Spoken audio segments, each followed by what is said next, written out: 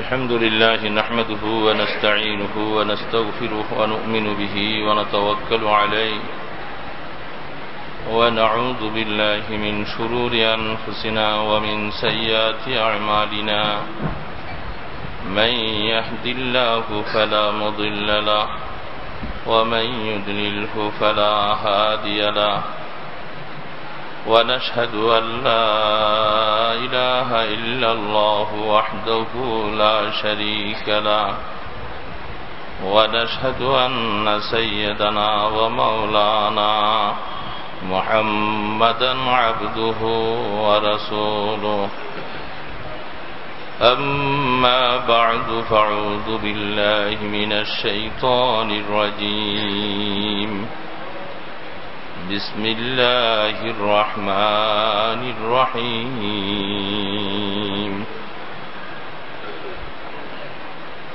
والذين فعلوا فاحشة أو ظلموا وعمل عملا صالحا وقال أيضا في آية أخرى إنه للأوابين غفورا اللهم صل على سيدنا محمد وعلى آله وأصحابه وبارك وسلم اللهم صل على سيدنا محمد وعلى آله وأصحابه وبارك وسلم اللهم صل على سيدنا محمد وعلى آله وصحابه وبارك وسلم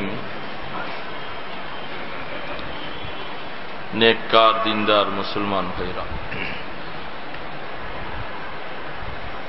मासिक इस्लाही प्रोग्रामे मागरिब থেকে আমাদের মাওলানা সুলাইমান সাহেব বয়ান করে আসছেন।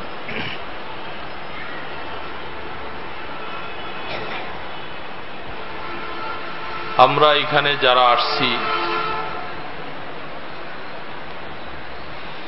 নিশ্চয়ই সকলে হেদায়েতের উদ্দেশ্যে হেদায়েতের তালাশের উদ্দেশ্যে আসছি।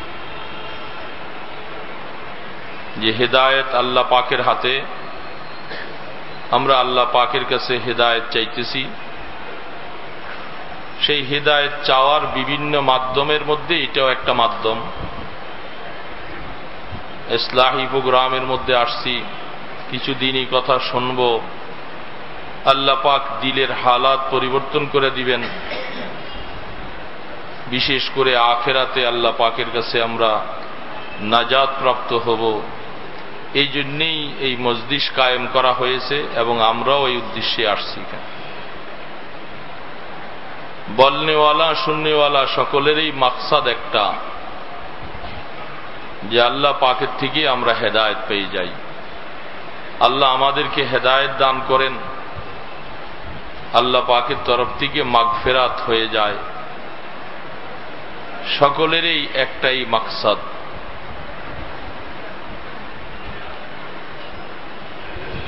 এবং যারা আমরা এখানে উপস্থিত, কম বেশি গুনাহ আমাদের সকলের আছে। সম্ভবত আমার এই কথার উপরে সকলে একমত, কম বেশি গুনাহ সকলের আমাদের আছে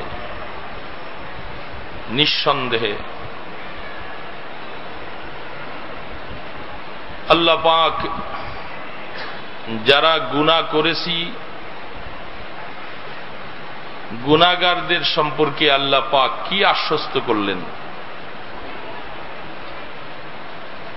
আল্লাহ পাকের কাছে আমাদের কিছু জায়গা আছে কিনা? অনেক আয়াত কোরআন শরীফের উপরে আছে। আমি ছোট্ট দুইটা আয়াত পড়েছি, সংক্ষেপে কিছু কথা।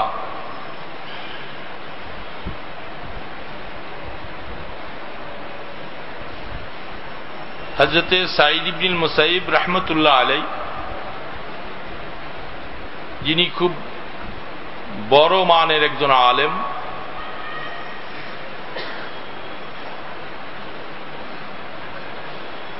যিনি একজন খুব দামি সম্মানিত তাবিঈ,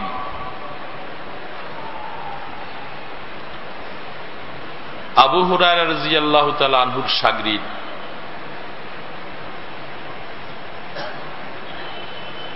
তিনি এই আয়াতের তাফসীর সম্পর্কে হাদিস নকল করেছেন।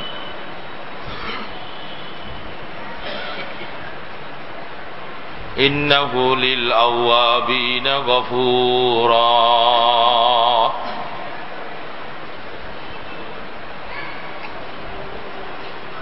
ওই সমস্ত লোকেরা যারা আমরা গুনাহ করেছি, আবার আল্লাহ পাকের কথা, আল্লাহ পাকের শাস্তির কথা, তার বড়ত্বের কথা মনে আইসা ভয়ভীতি হইয়া আল্লাহ পাকের কাছে তওবা করেছে, আবার নফসের তাগাদায় পড়ে আবার গুনাহ করে ফেলছি, আবারও পরক্ষণে মনের মধ্যে পেরেশান লাগতেছে আল্লাহ পাকের কাছে কিভাবে যাব, কিভাবে মুখ দেখাবো, এই কথাগুলি স্মরণ হইয়া আবারও তওবা করেছি। হযরত সাঈদ ইবনে মুসাইয়িব রাহমাতুল্লাহ আলাইহি তিনি বলতে চাচ্ছেন এই তাফসীরের মধ্যে, অর্থাৎ তওবাও করেছি বারবার, গুনাহও করেছি বারবার। এই ধরনের লোকেরাই আমরা এখানে যারা বসছি, কি বলেন ঠিক না? আমরা যারা এখানে বসছি, আমরা এই লোকগুলি আমরা এরকম, আমরাই তো মনে করব যে মানে আমাদের মতো লোকদের সম্পর্কেই যেন আয়াতটা ইন্নাহু লিল আওয়াবিনা গফুরা। আল্লাহ রাব্বুল আলামিন বলতেছে যারা এরকম গুনাহ করেছে, তওবা করেছে, আবার গুনাহ করেছে, আবার তওবা করতেছে, এইভাবে তাদের জীবন চলছে, তারপরও নৈরাশ হয় নাই, আল্লাহ পাক এই আয়াতের মাধ্যমে আশ্বস্ত করতেছে ওই ধরনের লোকগুলি যারা গুনাহ থেকে তওবা করে আল্লাহ পাক তাদেরকে ক্ষমা করে দিবেন বলে আশ্বস্ত করেছে। লিল আওয়াবিনা গফুরা।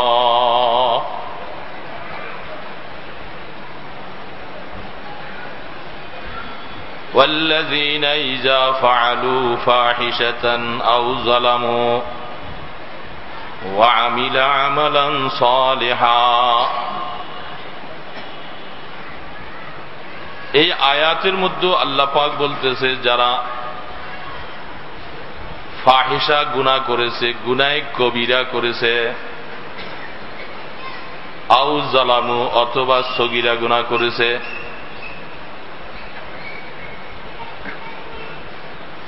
গুনাহে সগীরা একাধিকবার যখন বারবার করে করা হয় তখন ওই গুনাহটা আর সগীরা থাকে না, ওই গুনাহটাও কবিরা হয়ে যায়।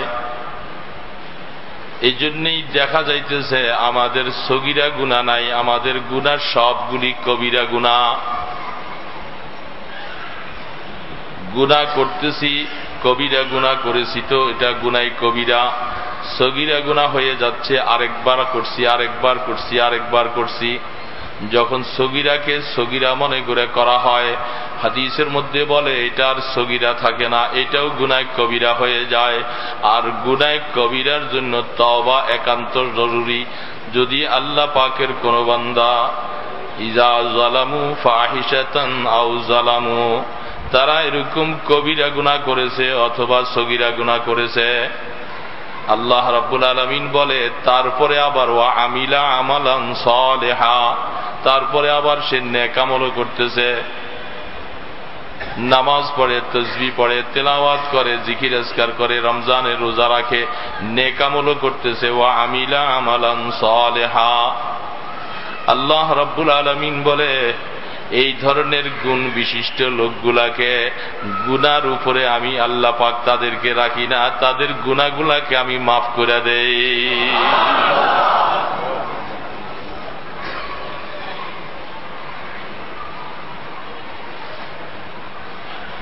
আয়াতের তাফসীরের মধ্যে হাদিসে হযরতে আব্দুল্লাহ ইবনে ওমর রাদিয়াল্লাহু তাআলা আনহু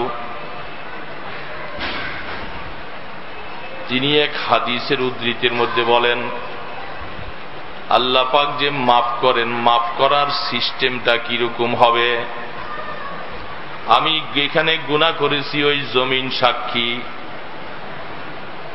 গাছপালা সাক্ষী, আসমান সাক্ষী, ফেরেশতারা সাক্ষী, আমার গুনার উপরে আমার সমস্ত আপাদমস্তক, আমার শরীর সাক্ষী। বহুত জটিল ব্যাপার। গুনার উপরে সাক্ষী বহু পাওয়া যাবে।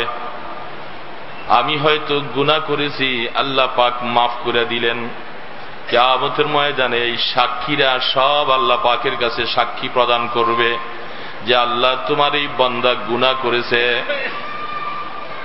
ওই সময় মাপ পাওয়ার সুরত কি হবে? আল্লাহু আকবার। হযরতে আব্দুল্লাহ ইবনে ওমর রাদিয়াল্লাহু তাআলা আনহু বলেন, আল্লাহ পাক যখন আল্লাহ পাকের কোন বান্দাকে যখন মাফ করেন, মাফ করার সিস্টেমটা এরকম হবে, আসমান সাক্ষী, জমিন সাক্ষী, জিন ইনসান সাক্ষী, আপাদমস্তক সাক্ষী। যেই জমিনের মধ্যে গুনাহ করেছে, গুনাহগার হচ্ছে, ওই জমিন সাক্ষী। যারা যারা এই গুনার উপরে সাক্ষী ছিল, আল্লাহ প্রত্যেকের দিলের থেকে এই গুনাহগারের গুনার কথাটাকেও আল্লাহ ভুলাইয়া দিবে।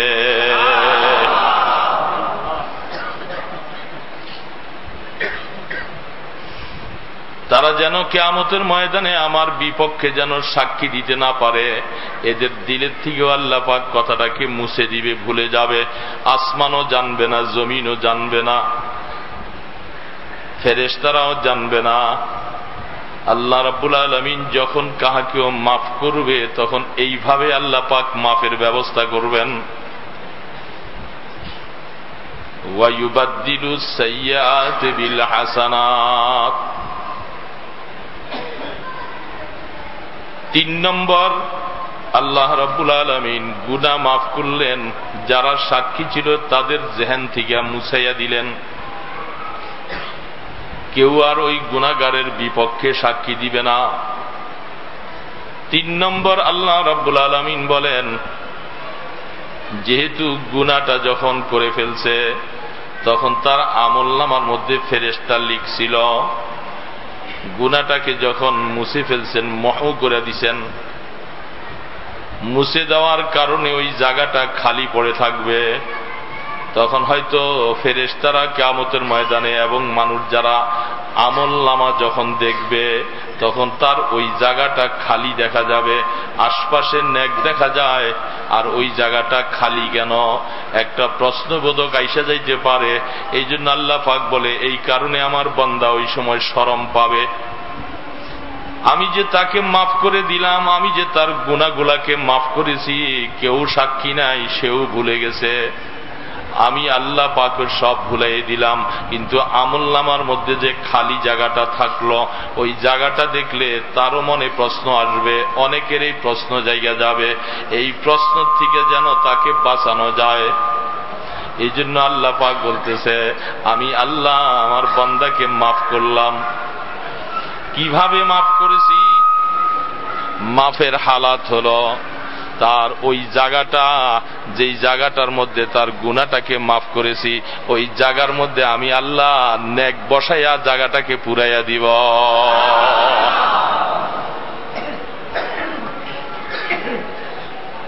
আল্লাহ পাকের হালাত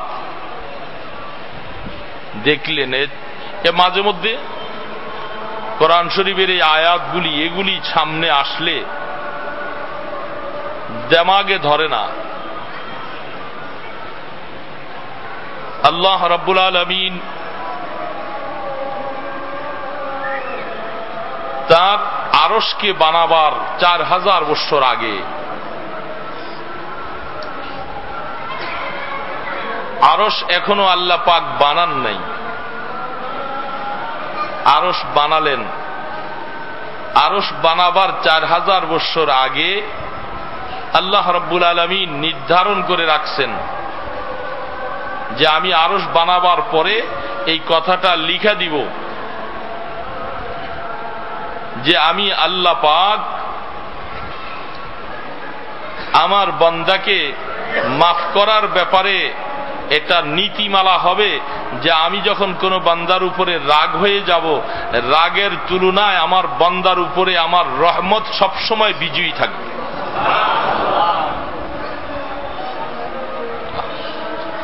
আল্লাহ পাক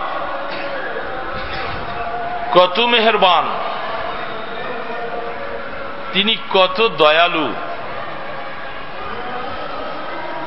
দুনিয়ার মধ্যে কোন মানুষ যদি কাহাকেও কিছু দান করে, কিছু হাদিয়া দেয়, তার পিছনে কিছু মেহনত করে, তার এই এহসান, তার এই প্রতিদানের কথা সে ভুলতে পারে না। তাকে দেখলেই মনে পড়ে, সে সামনে থাকুক অথবা পিছনে থাকুক, তার এই এহসানের কথাগুলি তার মনে আসে। তার সাথে একটু দুরাচরণ করতে তার দিলে বাধা দেয়। এই লোকটা এত এহসান তোমার পিছনে করলো, আমি এর উপকার করতে না পারি কিন্তু এর ক্ষতি যেন আমার দ্বারা না হয়, সব সময় খেয়াল রাখে।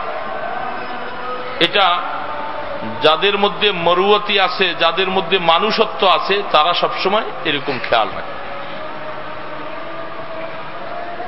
আল্লাহু আকবার। তো আল্লাহ সুবহানাহু তাআলা তিনি যে বান্দার গুনাহকে এইভাবে মাফ করে দিতেছেন, যদি আল্লাহ পাক মেহেরবানি করে আপনাকে আমাকে যদি ক্ষমা না করত, আল্লাহু আকবার, আমাদের উপায় ছিল না।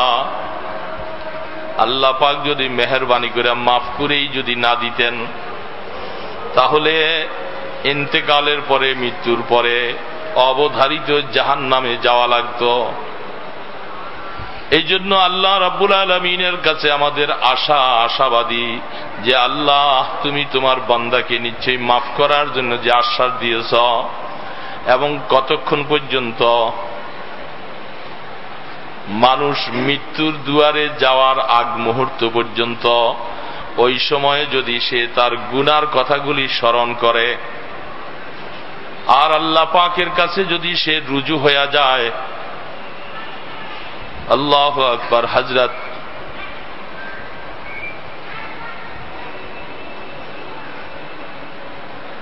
আলী রাদিয়াল্লাহু তাআলা আনহু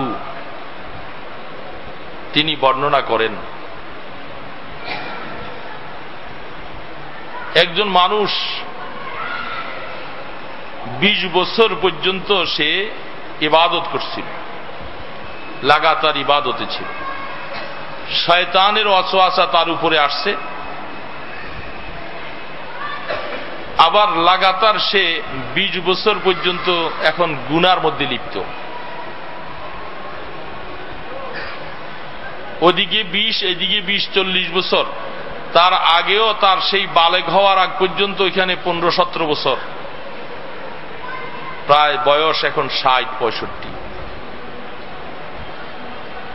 শেষের দিকে গিয়া শেষের 20 বছরটার মধ্যে সে গুনার মধ্যেই কাটাইছে। বালেগের পরে মাঝখানে 20 বছর সে ইবাদত বন্দিগি করছে, চলতেছে। হঠাৎ করে একদিন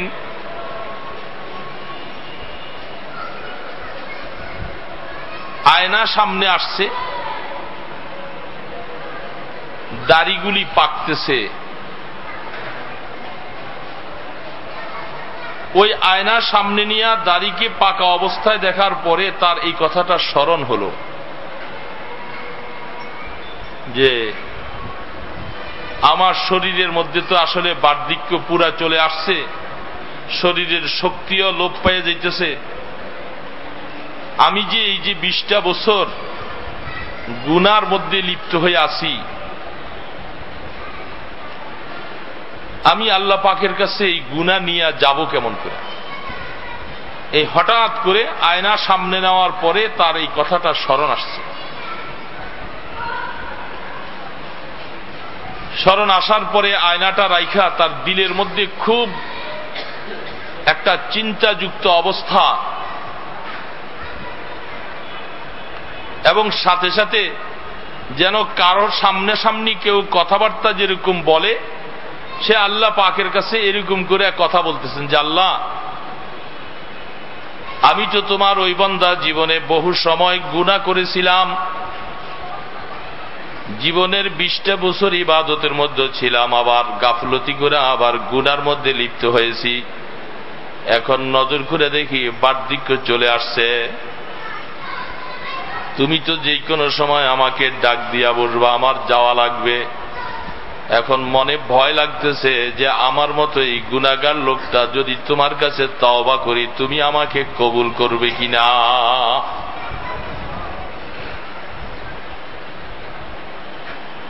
কিতাবে লেখেন, এই কথাটা তার মুখের থেকে বলা যখন শেষ হলো, আল্লাহ পাক সাথে সাথে একটা গায়বী আওয়াজ তার কানে পৌঁছে দিলেন। সাথে সাথে আল্লাহ পাক বলতেছে, ও বান্দা, তুমি যখন তওবা করবা, আমার দিকে যখন তুমি রুজু হইলা, মুতাওয়াজ্জা হইলা, আমি আল্লাহ তোমার সব গুনাহগুলি মাফ করে দিব।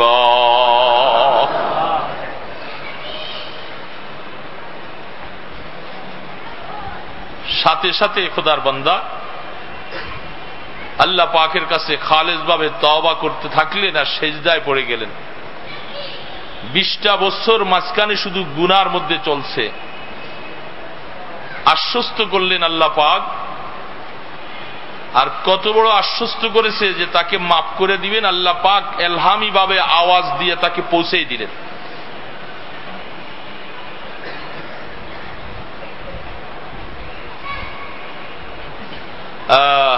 হযরতে ইয়াকুব আলাইহিস সালাতু ওয়াস সালাম আল্লাহ পাকের খুব সম্মানিত একজন নবী। হযরত আজরাইল আলাইহিস সালাতু ওয়াস সালামের সাথে তার খুব দুস্তি ছিলেন, আন্তরিকতা ছিল। মাঝে মধ্যে সাক্ষাৎ হয়, মাঝে মধ্যে আসেন। ইয়াকুব আলাইহিস সালাতু ওয়াস সালাম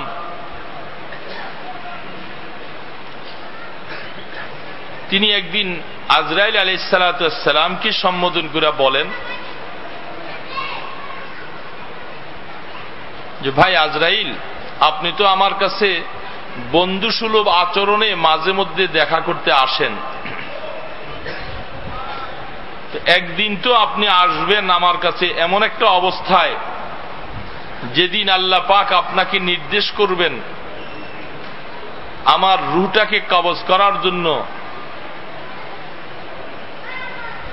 তো সেই দিনটা কবে সেটা আমিও জানি না, আপনারও জানা নাই।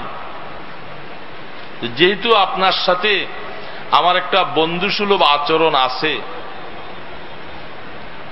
তো আমি আপনাকে এতটুকু বন্ধু হিসাবে বলতে চাই, যখন আল্লাহ পাকের তরফ থেকে আমার জন্য মওতের ফয়সালা যখন হয়ে যাবে,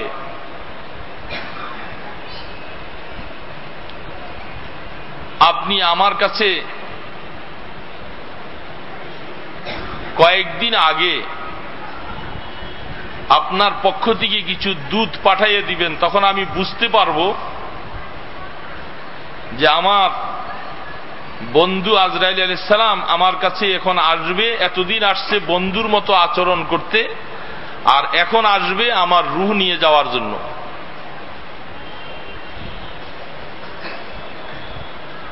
আজরাইল আলাইহিস সালাতু ওয়াস সালাম বলছেন যে, ঠিক আছে, আপনার কাছে সেই দুধ পাঠাবো।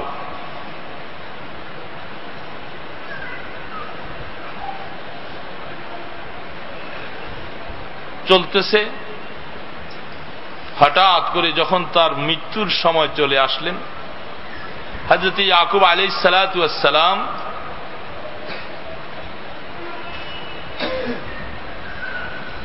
আজরাইল আলাইহিস সালামকে দেখে বলতেছে, ভাই আজকে যে আসছেন? বলে হ্যাঁ। বলে আজকার আশা হলো আপনার এখন জীবনের শেষ সময় আল্লাহ পাকের কাছে নিয়ে যাওয়ার জন্য এখন আসছি আপনার কাছে। বলে আপনি না বলছিলেন যে আমার কাছে আপনার প্র্যাকটিক্যাল, আপনি যখন আসবেন আসার আগে আমার কাছে একটু দুধ পাঠাবেন। বলে আমি দুধ পাঠাইছি তো। পাঠাইছেন? বলে তা আমি তো দেখলাম না, আমার সাথে তো কথাবার্তা হলো না।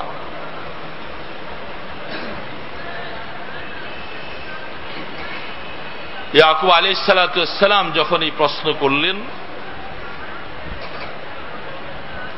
আজরাইল আলাইহিস সালাম বললেন যে আমি আপনার কাছে দুধ পাঠাইছি। আপনি লক্ষ্য করেন। কি লক্ষ্য? এক নম্বর হলো আপনার কাছে দুধ পাঠাইছি, আপনার দাড়িটা যখন সাদা হইতে শুরু করলো তখনই এটা আমার এক নম্বর দুধ, যে মানে আপনার দুনিয়ার হায়াত ঘনিয়ে আসছে, ওই পারের দিকে যাওয়ার সময় চলে আসছে। এটা হইলে এক নম্বর দুধ আপনার কাছে পাঠাইছিলাম। তার কিছুদিন পরে আরেকজন দুধ পাঠাইছিলাম, আপনার শরীরের শক্তিটা এখন দিন দিন করে নিস্তেজ হয়ে যাচ্ছে। তখন কি আপনি খেয়াল করেন নাই যে এই দুধটাও আপনাকে ওই কথা স্মরণ করাইতে আসছে যে আপনার ওই বন্ধু আসার সময় চলে আসতেছে।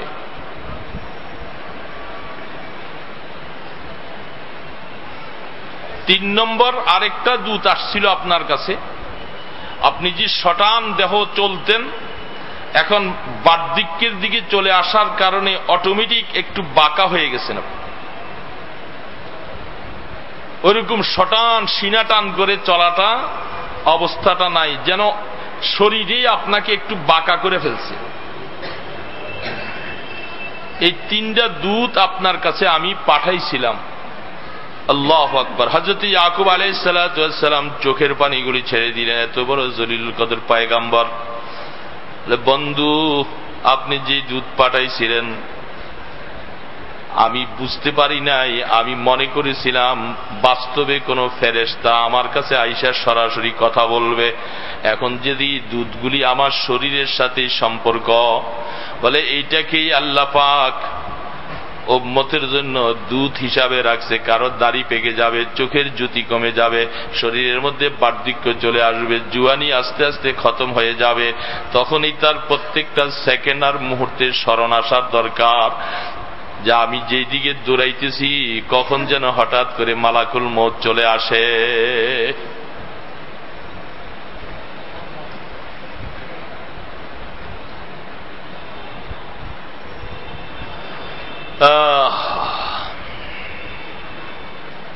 এই জন্য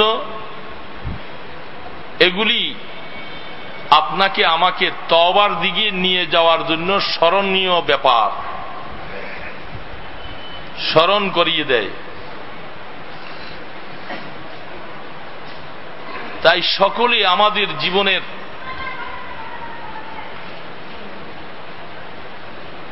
এই কথাটা মনে রাখা লাগবে, যিনি আমাকে ক্ষমা করতে পারেন, ক্ষমা করার যোগ্যতা আল্লাহ পাক একমাত্র নিজের কাছে রাখছেন। এই যোগ্যতা এটা কাহারও হাতে ছেড়ে দেন নাই। কোন নবী, রসুল, শহীদ, ফেরেশতা কোন ব্যক্তির হাতে আল্লাহ পাক এটা ছাড়েন নাই। এটা সম্পূর্ণ নিজের হাতে কন্ট্রোল করে রাখছেন। শাস্তি দেওয়ার ক্ষমতাও তার, ছেড়ে দেওয়া, ক্ষমা করে দেওয়ার ক্ষমতাও তার। এটাকে আল্লাহ পাক বন্টন করেন নাই। কারণ আল্লাহ রাব্বুল আলামিন বলেন,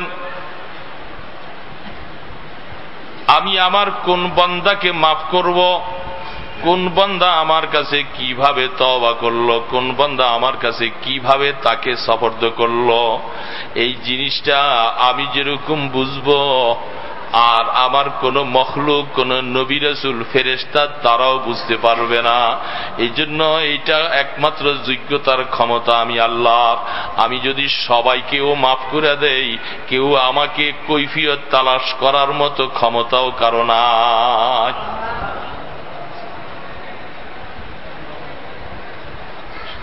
সবাইকে যদি আমি মাফ করে দেই, এটা আমার ইচ্ছা। কারো অধিকার নাই আমাকে বলতে পারে যে আল্লাহ তুমি কেন মাফ করে দিলা। যেহেতু সবকিছু আমার।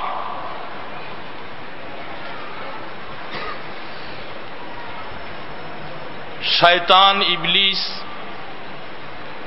আল্লাহ পাকের কাছে অঙ্গীকার করে, আল্লাহ তুমি আমাকে ইবলিস বানাইছো, লাইন বানাইলা, আমিও তোমার সাথে এই কথা বলে অঙ্গীকার করতেছি। তো শয়তান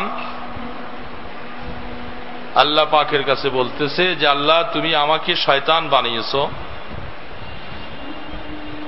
আমাকে তুমি সময়ও দিছো, হায়াতও দিছো কিয়ামত পর্যন্ত।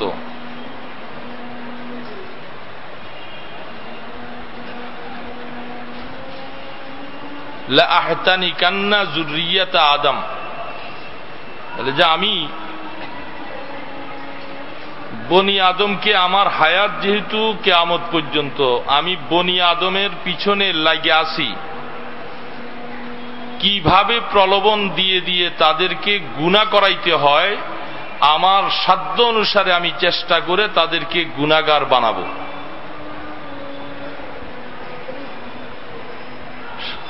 আল্লাহু আকবার। হাদিস শরীফের মধ্যে রাসূল পাক সাল্লাল্লাহু আলাইহি সাল্লামের ইরশাদ ফরমান, শয়তান যখন আল্লাহ পাকের কাছে এই কথাগুলি বলতেছেন, আল্লাহ সুবহানাহু ওয়া তাআলা শয়তানের কথা শেষ হওয়ার পরে আল্লাহ পাক বলে যে শয়তান, তোকে হায়াত দিলাম কিয়ামত পর্যন্ত, তুই তোর ক্ষমতা বলে বান্দাকে গুনাহগার বানাইবি, আর আমি আল্লাহ পাক আমার জাতের কসম খাইয়া বলতেছি তুই গুনাহ করাইতে থাকবি, আমার বান্দা তওবা করতে থাকবে, আর আমি আমার বান্দাকে মাফ করতেই থাকব।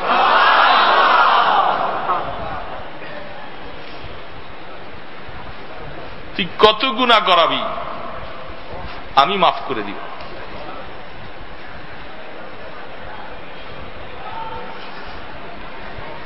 আল্লাহ সুবহানাহু ওয়া তাআলা নিজের জাতের কসম খেয়ে তিনি বলছেন,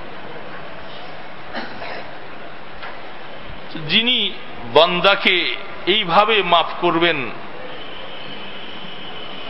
তো সেই আল্লাহর জন্য কত মায়া লাগা দরকার।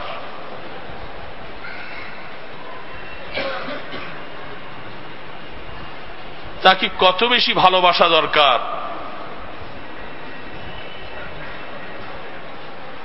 এই জন্যই তো আল্লাহ পাকের কিছু কিছু বান্দাদের জীবনী এরকম দেখা যায়, তারা আল্লাহকে মায়া করতে করতে তাদের এমন অবস্থা আসে, তারা তখন বলেন যে আল্লাহ আপনাকে তো দেখি না, মহব্বত করতেছি, মনে চায় আপনাকে পাইলে আপনার পা দাবাইয়ে দিতাম, মাথার মধ্যে তোল দিতাম, আপনার খেদমত করতাম। এই বৈশা বৈশা এই কথাগুলি কিসের? মহব্বতের কথা। তার আল্লাহকে ভালোবাসা দেখাইবার তার কাছে কোনো প্রক্রিয়া সে পাচ্ছে না, যে আল্লাহ আমি আপনাকে কিভাবে ভালোবাসবো দেখাইতে পারি না। এই জন্যেই হযরত মূসা আলাইহিস সালাতু ওয়াস সালাম ধমক দিয়া বসছেন। তিনি ওই রাস্তা দিয়া যাচ্ছে, আর এই রাস্তার মধ্যে বসে বসে এরকম পাগলের মতো কথা বলে। মূসা আলাইহিস সালাম শুনে দাঁড়িয়ে গেলেন, আরে পাগল, তুই এই কথা এরকম বলতেছস, আল্লাহ পাকের মাথায় তোল দিবি, হাত পা দাবাইয়া দিবি? আরে আল্লাহ পাকের কি শরীর আছে, মাথা আছে? তুই এই কথা বলতেছ, এগুলো তো কঠিন কথা, কেমন করে এগুলি বললি? পাগলে মোরাকাবার মধ্যে বসে বসে বলতেছে, চোখ খুলে দেখে যে জামানার পয়গম্বর মূসা আলাইহিস সালাম ধমক দিতেছে, থরথর করে কাঁপতেছে, একেবারে পাগলের মতো হয়ে, তাহলে তো তুমি তো বরবাদ হয়ে গেছো। জবান বন্ধ হয়ে গেছে যে কি করলাম। মুসা আলাইহিস সালাম ধমক দিলেন, পাগল তো ওইদিকে চলে গেল, মুসা আলাইহিস সালাম চলছে। আল্লাহ পাক মুসা আলাইহিস সালামকে ডাক দিয়া বলছেন, ওহি আমদ সোয়ে মুসা আজ খোদা, বন্দায়ে মারা চরা কর দি জুদা, তু বরায়ে ওয়াসল করদন আমুদি, নয় বরায়ে ফসল করদন আমুদি। আল্লামা রুমি রহমতুল্লাহ আলাইহি ওই কথাগুলাকে ফার্সি ভাষায় তিনি বানাইছেন। মুসা, তোমাকে তো নবী রূপে পাঠাইছিলাম আমার ভোলাবালা বন্দাগুলাকে আমার সাথে লাগাই দেওয়ার জন্য, বান্দার সাথে আল্লাহর সাথে সম্পর্ক লাগাইবার জন্য। এই জন্যই তো নবী রূপে তোমাকে পাঠাইলাম। তুমি এমনই এক কাজ করলা, আমার বান্দাকে আমার থেকে দূরে সরাই দিলা। পয়গম্বর মুসা, কাজটা তো ভালো করো নাই। মুসা আলাইহিস সালাতু ওয়াস সালাম তিনি এবার ভয় পেয়ে গেলেন, হায় আমি তো কথা যেভাবে বলছিলাম। তিনি আবার ফিরত আইসা ওই পাগলকে বুঝাইয়া বলতেছে, আরে তোমার সাথে যে আল্লাহ পাকের সম্পর্ক এত গভীর আমি তো বুঝতে পারি না। তোমার এই কথার উপরে আল্লাহ পাক খুশি লাগে, ভালো লাগে। আমার বান্দা আমাকে এত মহব্বত করে, সেই মহব্বতের তাকাজা এই জন্য তার মুখে দিয়া বাইর হইতেছে।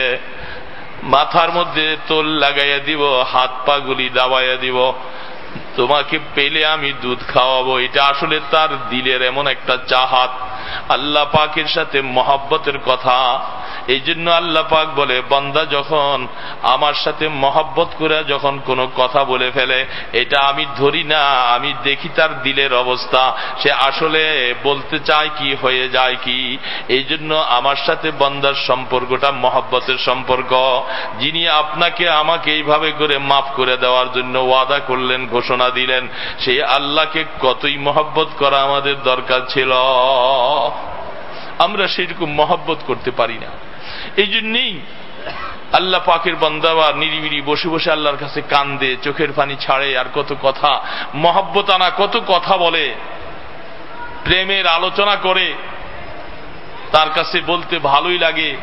অনেক সময় লোকালয়ে মানুষের সামনে এগুলি ভালো লাগে না, শরম লাগে। এই জন্য নিরিবিলি বৈশা বৈশা চুপচাপ, মানুষ দেখে কেউ নাই, ওই সময় মনটা উঠাইয়া তার কাছে চাইতে থাকে, বলতে থাকে, তওবা করতে থাকে।